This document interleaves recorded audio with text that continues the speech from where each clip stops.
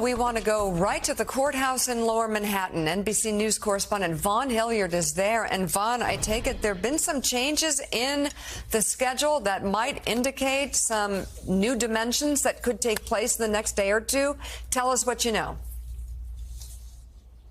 Right, Mika, this is quite the development for Monday morning here. There was a question of whether ultimately we could get a verdict as early as this Thursday before Memorial Day weekend. We expect cross-examination to continue momentarily of Michael Cohen in Lower Manhattan. We expect that cross-examination to take about an hour. And then the redirect from the prosecution of Michael Cohen, we expect that to take about another hour. That would take us to around the lunch break here today. It would then be the defense's opportunity to call their own witnesses forward. They have one individual who they have suggested they may bring forward. They have not ruled out bringing Donald Trump to the stand, though. But this is where the big development just in the last moments inside the courtroom are, because after all the witnesses have been called, that's when you have summations, or you could call it closing arguments. And that could have started as early as tomorrow. But Judge Merchan inside of this courtroom announcing that summations, closing arguments in the Donald Trump's first criminal trial will not begin until after Memorial Day, next Tuesday, saying that he was concerned that closing arguments and then the deliberation process for the jury to determine whether Donald Trump is guilty or not, that there could be with that 4-day weekend in hand. There is no court Friday. There's no court Saturday, no court Sunday. Memorial Day is Monday. And so there is concern about having such a long break between closing arguments and jury instructions and the jury charge to the point of the actual deliberation of the jury. So Donald Trump's criminal trial will not be ending this week. It will extend into next week.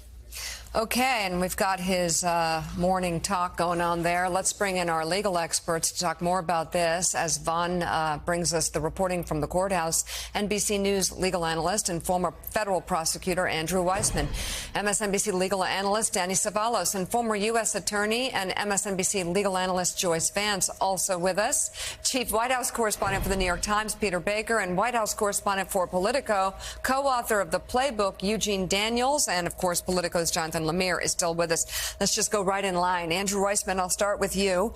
Any indication what these changes could mean as well, just upon hearing them?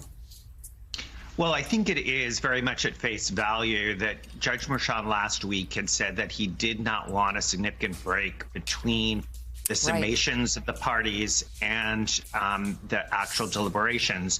And so by putting this off to start on Tuesday next week, not tomorrow, he avoids that situation because this week they're not sitting on Wednesdays, which is typical. They normally don't sit on Wednesdays, and they weren't sitting on Fridays. It was going to be a significant issue from the judge's perspective. Also, we do have, as Vaughn said, this potential issue of Mr. Costello testifying. That's sort of been floated over the weekend as a possible defense witness. It's quite curious. I'm sure Joyce has a lot to say about that because Mr. Costello has already been the subject of a lot of evidence put in by the state of emails and texts with Mr. Cohen that really suggested that he was acting on behalf of the former president to try and keep Michael Cohen in the fold to prevent him from cooperating. So it'd be very interesting to see if he testifies because, I mean, perhaps the defense would get something, but I suspect the prosecution is more than ready to cross-examine him. So it remains to be seen whether that happens later today.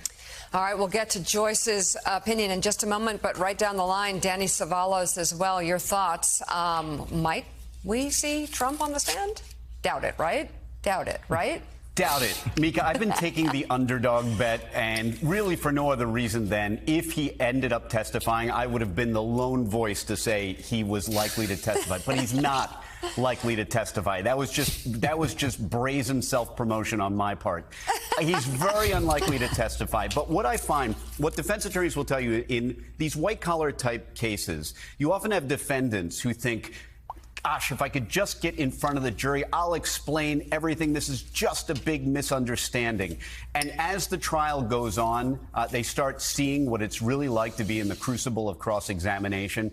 And I think it really truly is a last-minute decision for many defense teams and many defendants who are watching this go on and realizing that if they take the stand, they're creating a lot of risk. But I'll say this. Mika, two things. Number one, I wish more defendants would testify. More and more, I'm starting to think that sometimes defendants can testify and they won't because the second thing I want to say is we defense attorneys are risk averse. We're terrified of being that courthouse tale of the case that they had it won and then the dopey guy called his client to the stand and just destroyed his own case. None of us want to be a cautionary tale. And for that reason, very rarely do we call our clients to the stand. But I've often wondered if that might be at this point more myth, that maybe some defendants could help themselves by testifying. I'm not so sure that Trump is that defendant. And I'm not about to start calling my clients to the stand just because I'd like to see what happens. Right. No, that probably is not a cool move. So Joyce fans, I guess right now there's a little sidebar happening and they're discussing with the judge certain emails and evidence that the defense wants to use in its cross of Cohen, which is going to happen today. That's the plan today. This judge seemed to really be moving this along at a tight clip, fair to say. And what are your thoughts on the changing dynamics of the situation? Right. So I think this new schedule, Mika, represents practical reality. No judge, and Judge Merchan had said he did not wants to permit this big break in time between when the lawyers make their closing arguments and when the jury deliberates. There's just all sort of potential problem. We know how memory fades in that situation. There's an increased risk of outside influence on jurors. So this is a smart move designed to get the case past the holiday weekend, and then it can finish up.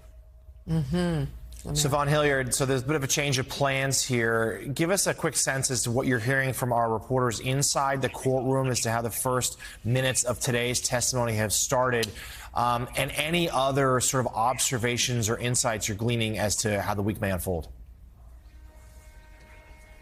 Right. They were actually asked to come into court early today. Donald Trump, the defense team, as well as the prosecution. The jury is not yet seated here, so we have not begun Michael Cohen's fourth day of testimony. But right now there is some deliberation over other emails that can be brought in before the jury into the record. But there is also current deliberation over the most likely defense witness there, who was the former FEC Commissioner Brad Smith, who was a commissioner during the Bush presidency. The defense has suggested they'd like to bring him to the stand, but where the defense would like to use him is to tell the jury what campaign finance laws and to have him interpret the campaign finance laws for this jury, which the prosecution has fought back on, that it is only the judge who is the one to determine whether in instructions of this jury here, what part of the law that they are to be looking at as it pertains to the actual charges against Donald Trump. And so there is some discrepancy over exactly how this witness, the former FEC commissioner, if he were to take the stand, what he could actually testify to as an expert witness. There has been some back and forth over these expert witnesses. The defense team wants to be able to ask them to lay this out a little bit more clearly for the jury. So that's kind of where we stand right now before we wait for Michael Cohen to come back into the courtroom.